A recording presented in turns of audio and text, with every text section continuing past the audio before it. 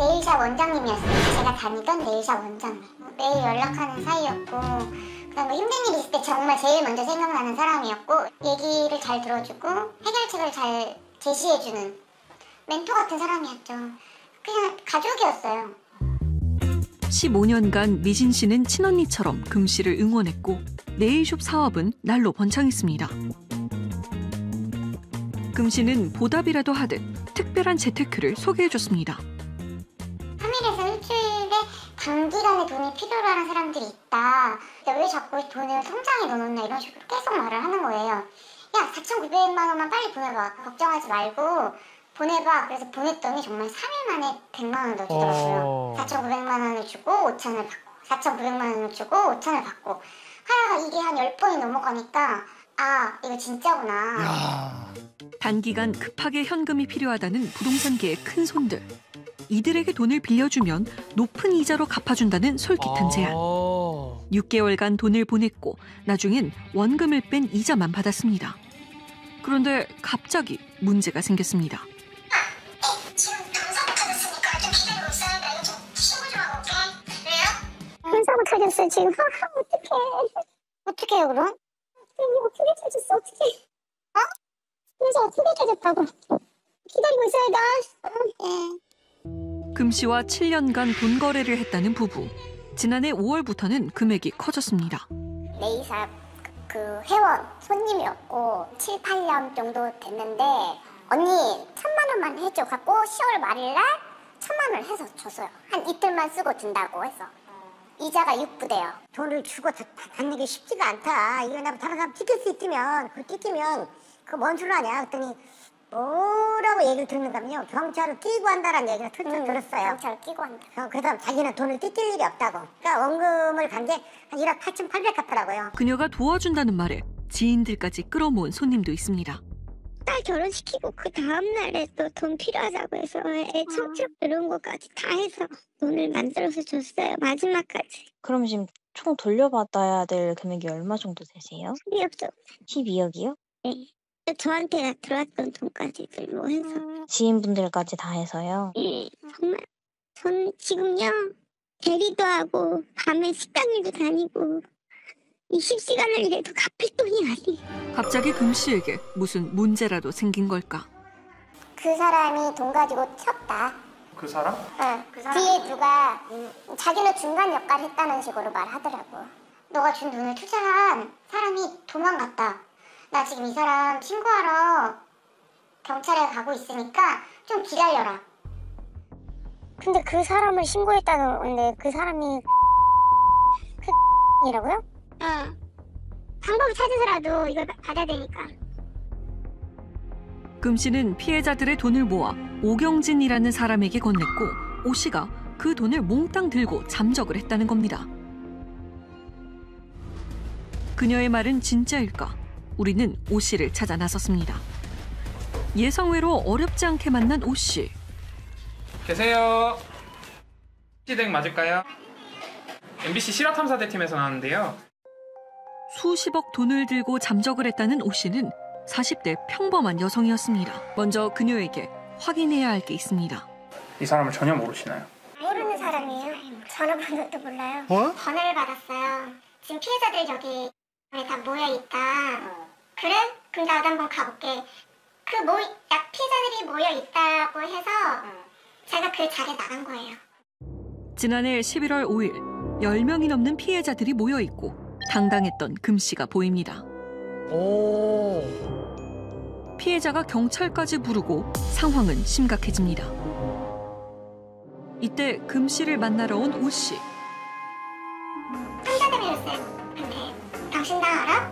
누구세요? 이렇게라고 해서 너 내가 돈 갖고 도망갔다며 일면식도 없는 나를 왜 팔아? 하더니 저 언니 모르는데요. 이 모든 게 거짓말이었습니다. 어이가 없네요. 와. 언니가 사고 친 거예요? 언니가 사고 친 거야. 무슨 사고예요? 돈 사고. 그 사람 뭐 갖고 날랐다면서요. 그거 다 뻥이야. 아, 뻥이요? 그러니까 어떻게 사고를 치신 건데요? 사람이 없는 사람이에요? 돌려막기 한 거지. 금 씨의 거짓말이 드러나고 사랑방 같았던 네일숍은 전쟁터가 되었습니다. 피 같은 재산을 날리게 된 피해자들. 숨이 안 쉬어진다고요, 원장님. 진짜. 입금 안 될 거니까 기다리라고. 아, 나는 금액이 작으니까 갚을 수 있다고, 금방. 오래 안 걸려. 조금 해주셔야 돼요, 원장님. 저 이사 같은 거 이런 것도 다 필요 없고, 그냥 그거 진짜 필요해요, 진짜. 그러니까.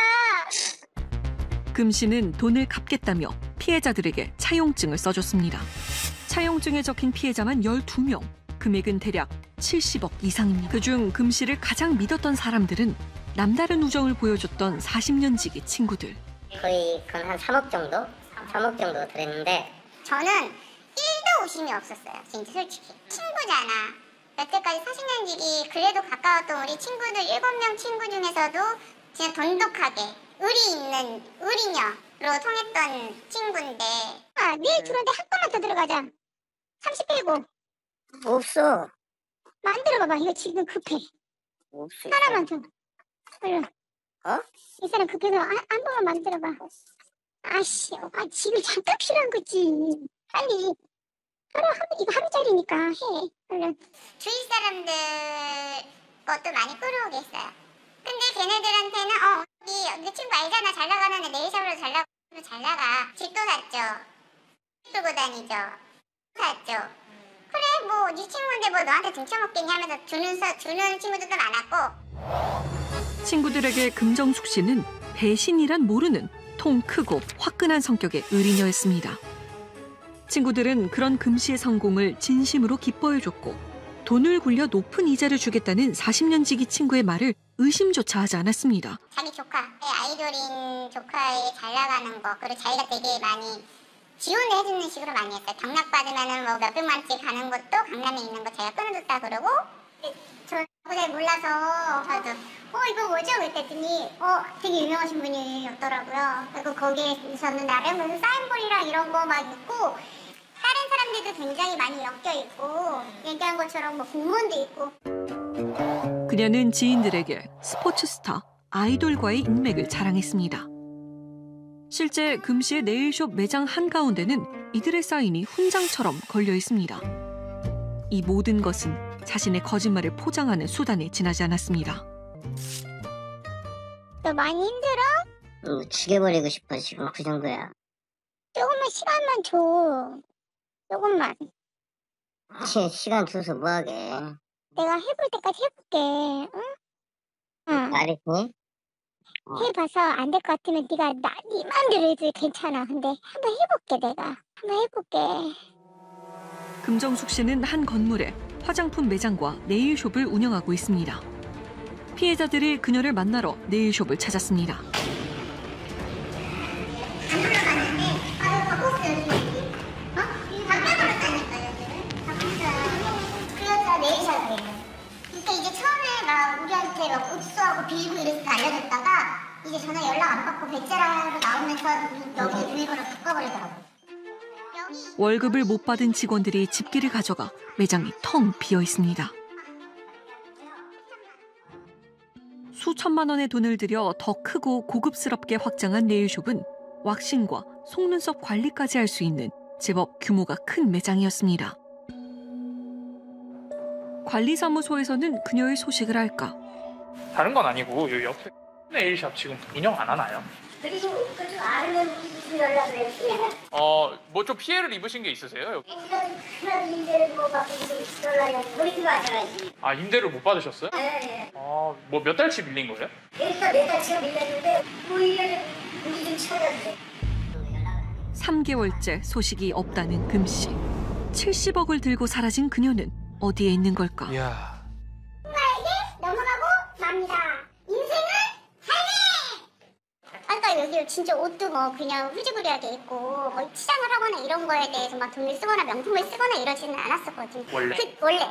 그녀가 화려하게 변신한 건 3년 전 후원 방문 판매 업체의 한 화장품 대리점을 시작하면서부터입니다. 이 사업을 하면서 씀씀이도 엄청 컸었고 전국 7인가 6인가 해가지고 통장에 아마 7, 8천이 찍힌 적이 있었거든요. 그걸 되게 가시하면서 일부의 사람들은 이 화장품 사업을 시작하면 성공할 수 있다고 믿습니다.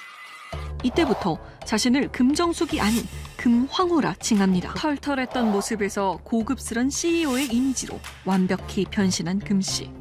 주부들 사이에선 성공한 사업가, 열정적인 학부모로 알려집니다. 화장품도 하시고 있었고 학교 운영위원장이었어요. 그래서 얘기하실 때 자기가 학부모인데 설마 너한테 실수하겠냐고. 절대 그런 일은 없으니 그러니까 아이들을 항상 걸고 얘기를 했기 때문에 진짜 애 셋 엄마가 그런 걸 가지고 아이들을 걸고 그렇게 할 거라는 생각은 안 했던 거였고. 닉네임이 황후예요. 그냥 화이팅 이렇게 써가지고 이렇게 순금을 준 사진을 저한테 찍어주면서 이거 보라고 이렇게 센스 없게 이렇게 금 준다고 자랑을 엄청 했어요. 하지만 사람들이 금씨를 믿었던 이유는 그녀의 성공도 돈도 아니었습니다. 팬카페에서 활동을 했는데 그리고 이제 공연장에서 또 몇 번씩 보게 되고 볼 때마다 갈 때마다 연락하고 그래서 친해졌는데 유명 가수를 좋아하는 순수한 그 마음 하나로 친해졌다는 두 사람. 이때 금씨는 지수 씨의 숨겨진 아픔을 감싸주었고 자연스럽게 믿음이란 게 생겼습니다. 동생이 예전에 죽었었거든요.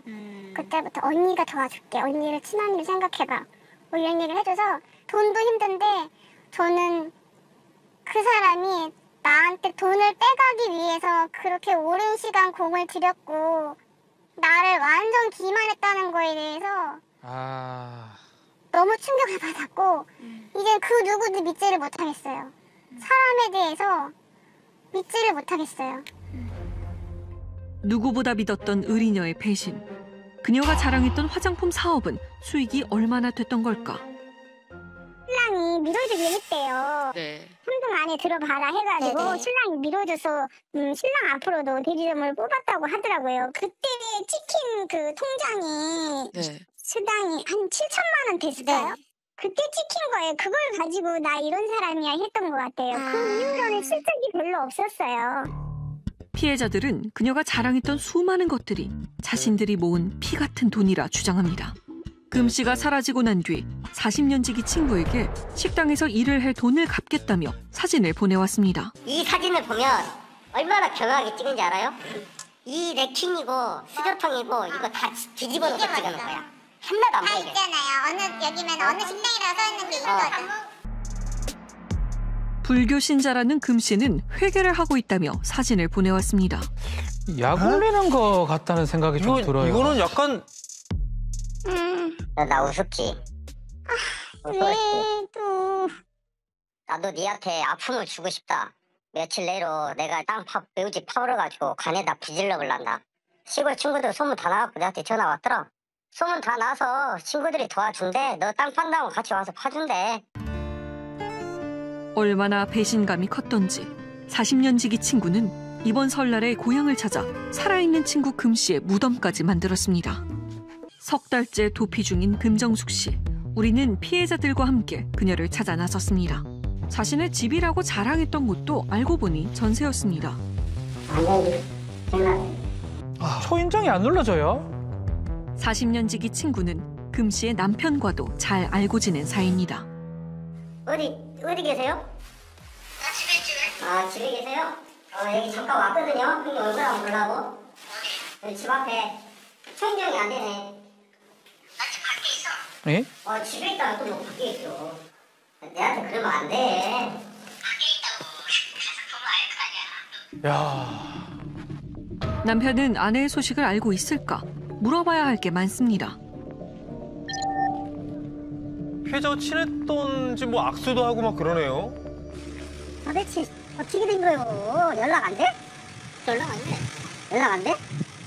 집에도 안 오고? MBC 실화탐사대 팀에서 나왔어요.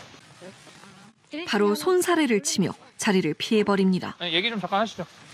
이거 도망가봐요. 형님도 똑같은 사람한테 얘기를 좀 해주시죠. 해줘야 무엇이 답이 나을 거 아닌가. 분들이 굉장히 많은데. 오랜 설득 끝에 이야기를 나눌 수 있었습니다. 결정적인 것은 걔가 한 20년은 그 짓거리 했다는데 몰라네. 그걸 몰랐다고. 아니 형님 그렇게 앵꼬 부부처럼 살았는데 어떻게 9월달에 왜 9월달에 이혼을 신고를 했단가? 누가 신고했대? 걔가 그랬어. 이혼 사유 처리냈다고. 그래갖고 2월 달에 합의 요청한다고. 이혼 지금 진행 중이시긴 하세요? 아니 그런 건 얘기 안 한다. 피해자들은 부부가 워낙 사이가 좋았기에 위장 이혼이 아니냐는 의혹을 제기합니다. 남편은 이혼에 대해서도 말을 아꼈습니다. 저희가 파악이 잘 안 돼서 그런데 이게 사업이 틀어진 거예요? 아니면 작정하고 이게 사람들 돈을 마지막에 그건 모르겠어요. 그러니까 처음에 어떤 누구 그 얘기를 들었을 때 어느 누구도 야 이건 말도 안 되는 얘기. 수익 구조가 없는데 자기가 받아갖고 이자를 준다고? 혹시 좀 씨랑 지금 시도해봐 줄 수 있을까요? 안 받더라도 시도는 아니야. 전화를 안 해요. 그러니까 내가 전화를 하면 애들이 뭔가 있어서 받을 거예요. 네? 애들 관련된 거인지 알고. 연락 되시는 거잖아요. 아까 얘기를 한 거예요. 그러니까 서로 연락하지 말고 네 전화도 안 받을 거고 나도 안 할 거야. 에? 무슨 말이야 이게? 뭐 전화를 해서 할 얘기가 뭐 있겠습니까 이 사람이랑. 어머니 오늘 뭐 싫었다. 아니 들었다. 뭐 이렇게 얘기할까요? 아니 전혀 뭐. 아니 저희는 상관없어요. 별 상관없습니다. 자꾸 없지. 내가 알면은 뭐 내 돈이나 좀 다 보내달라고 그래라. 남편은 아내가 자신의 돈도 가져갔다며 시댁 식구들도 피해자라는 입장입니다. 저는 그냥 며느님이 어디 가신지 며느님이 어디 가시면 내가 왜 아무 말 하시오. 나도 지금 현재 지금 내 돈도 지금 내 돈도 가져가갖고 지금 화가 나가 죽겠는데 지금. 그리고 70억이라는 것이 왜 얘들 이름이에요? 어? 70년을 살았으면 몰라도 돈은 다 어디로 갔는지. 어디 딴 데다 못 해놨는 거야. 금 씨는 피해자들의 돈을 자신의 생활비 등으로 사용했다고 주장합니다. 막판에 우리한테 긁어먹어서 가는 돈이 몇십억이 되잖아요. 30억 되잖아. 그 30억을 어디다 썼냐 이거지. 넌 도대체 그 돈을 다 갖다 어디다 썼냐? 다 본인들이 이자들 다 받아먹은 거라니까. 내가 빼돌린 게 아니라니까. 너도 엄청 호화스럽게 살았잖아. 결론은. 그래 그러니까 그거에 대한 죄는 이제 받겠지. 근데 이제 일단은 뭐 일 터지고 나서부터는 줘야 되는 거는 줘야 되는 거니까. 근데 나는 네가 그 많은 돈을 어떻게 주냐. 네 평생 벌어도 나올까 말까 한데. 나 줄 사람들은 다 주는 거 아니야. 내가 정한 사람만 줄 거야. 70억을 다 썼다는 금 씨의 주장은 사실일까?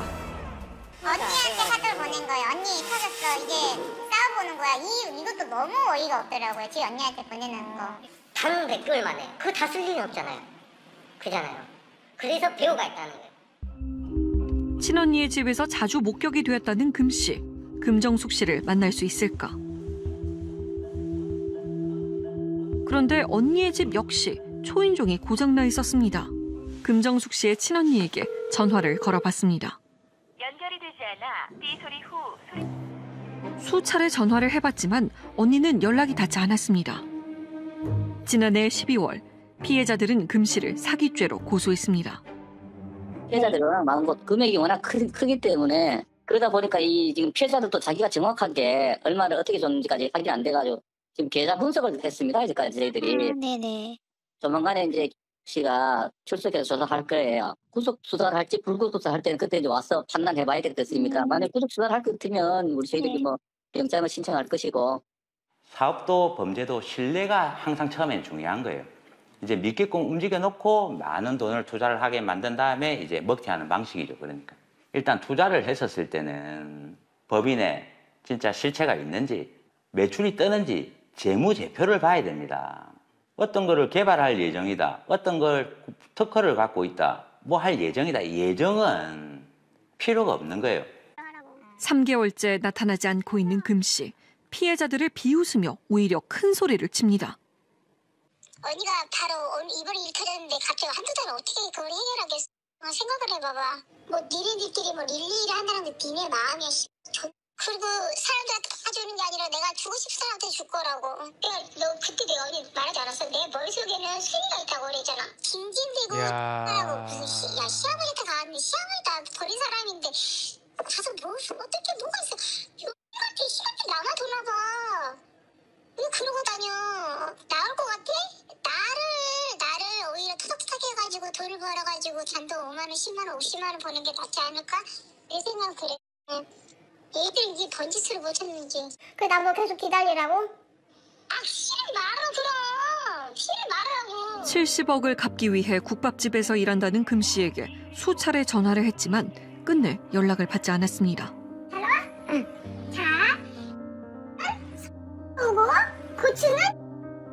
오세요.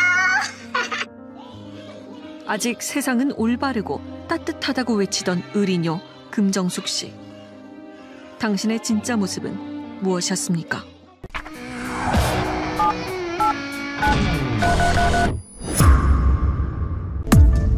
한 번도 상상해 본 적이 없습니다.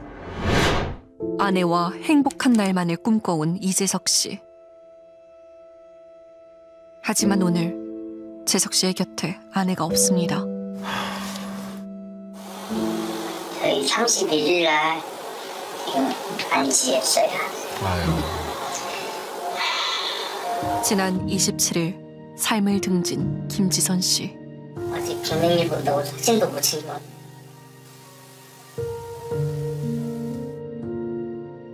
두 사람은 지인의 소개로 만나 결혼한 2년차 신혼부부입니다. 아휴, 쩝니까 정말. 저보다 누나였어요. 어쩔 때는 엄마 같기도 하고 동생 같기도 하고 엄청 저한테도 잘해주고요.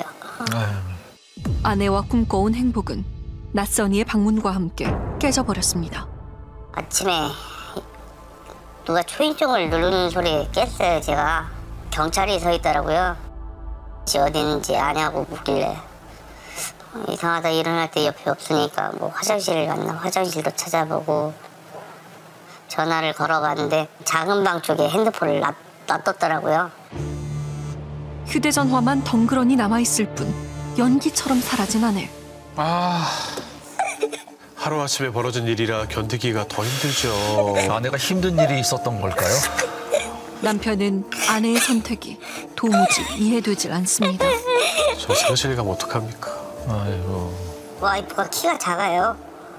150 정도 되는데 집 가는 애가 그 창문 높은 데를 짐 같은 걸 밟고 올라가는 걸 상상. 얘가 왜 그런 생각을 했는지 모르겠어요. 겨우 2년 됐는데 결혼 생활이. 아내가 마지막으로 남긴 휴대전화.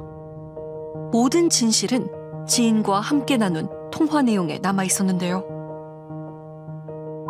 본인이랑 이런 거 있고 어디에? 이러고 전화를 많이 해. 나도 잘한 거 없지. 이거 그대로 대출 있는 거 해결 못하면 남편 얼굴 어떻게 쳐다보고 사냐. 에? 평소 성실했던 아내에게 대출이 있던 겁니다. 대출이요? 대출 금액은 약 2억 3천만 원. 어떻게 된 겁니까 이게? 남편은 이 모든 게 한 여자 때문이라고 했습니다. 경매에 입찰을 할 때 그 주민등록지에 사람이 인원수가 많으면 당첨이 확률이 올라간다고 해서 이름만 좀 올리게 해달라고 그렇게 얘기했었다고 들었어요. 그러니까 이름만 올리는 거니까 그냥 별 생각 없이 그냥 했던 것 같아요. 그거는. 경매를 신청하려고 하는데 당첨 확률을 높이기 위해 지인의 명의가 필요하다고 했답니다. 이야.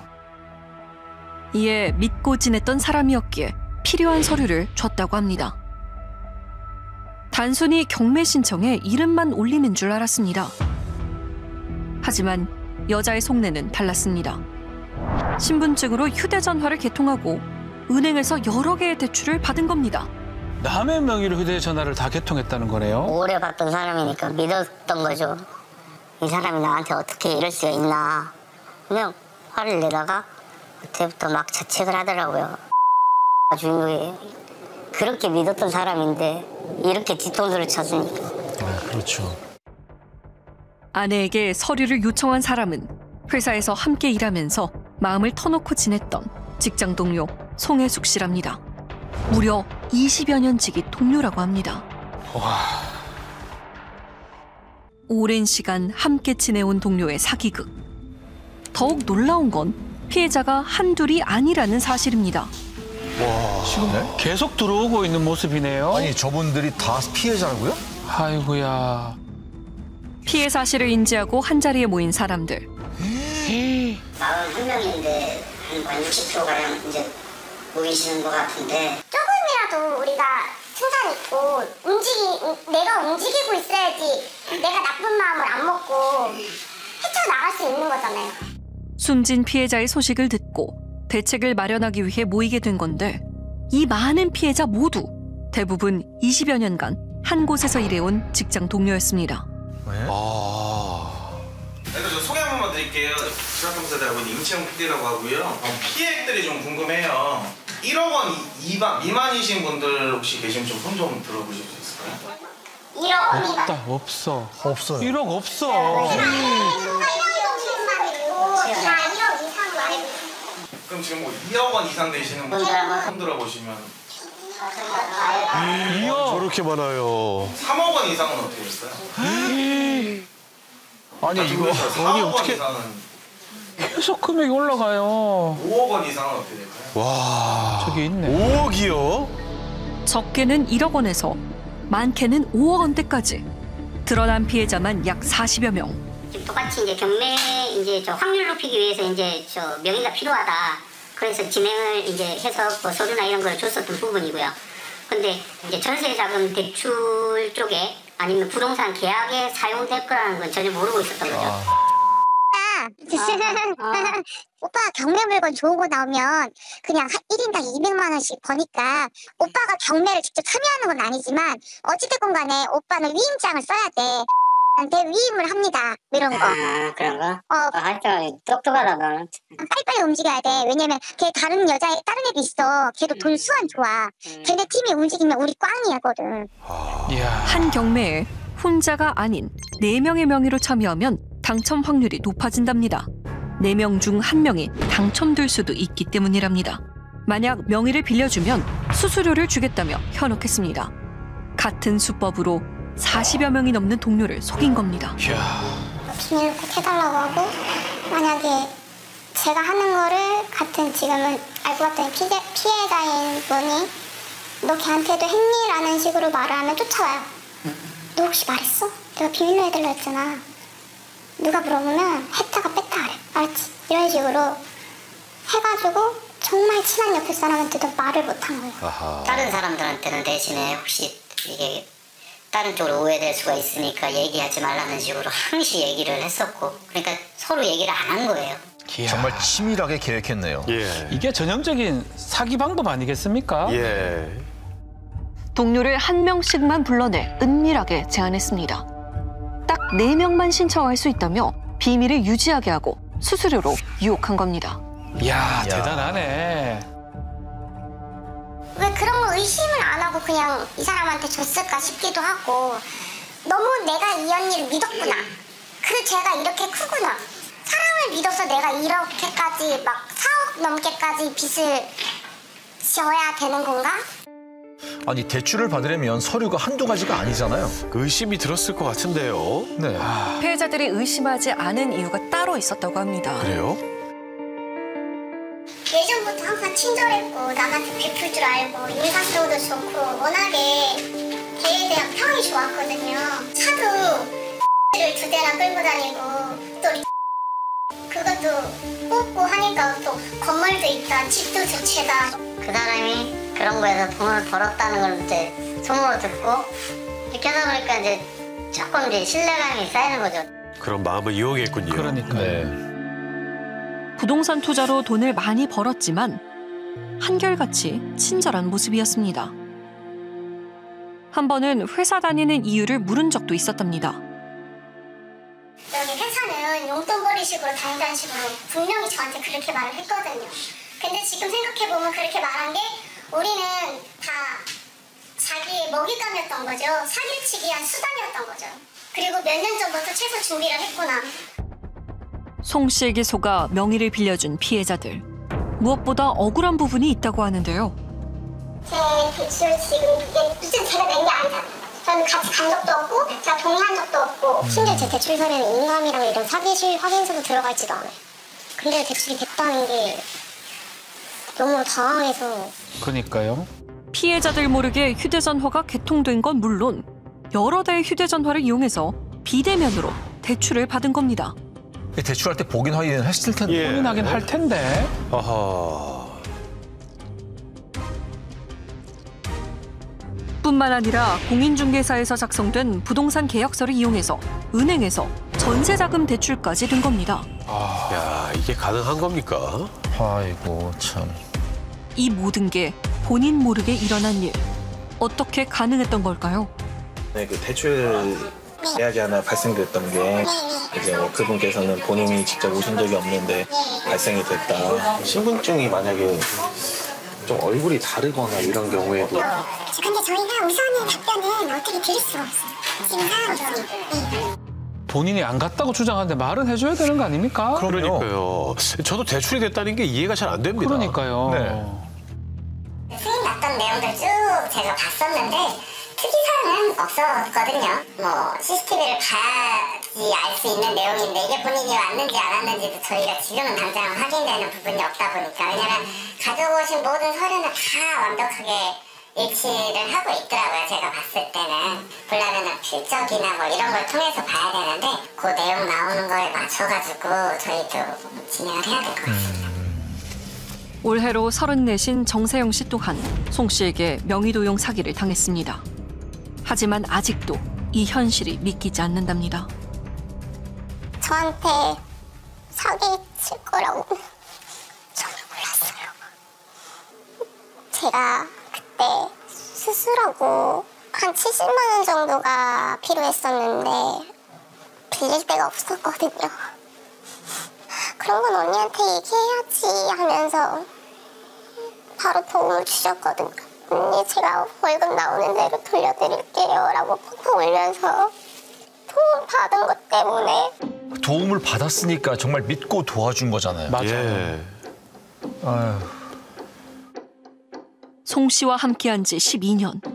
그녀를 향한 믿음은 약 2억 원이라는 빚으로 돌아왔습니다. 대변이래요. 근데 저는 간 적이 없거든요. 그분께서 저를 보시더니 되게 호리호리하시고 머리 긴 분이 오셨다고 비슷한 연령대에. 그리고 부모님이랑 같이 살 집이라면서 되게 간절하게 얘기를 했대요. 정말 사실처럼. 그래서 황당하네요. 네. 송 씨가 대출 받을 때 은행 직원에게 개개인의 상황을 이야기했답니다.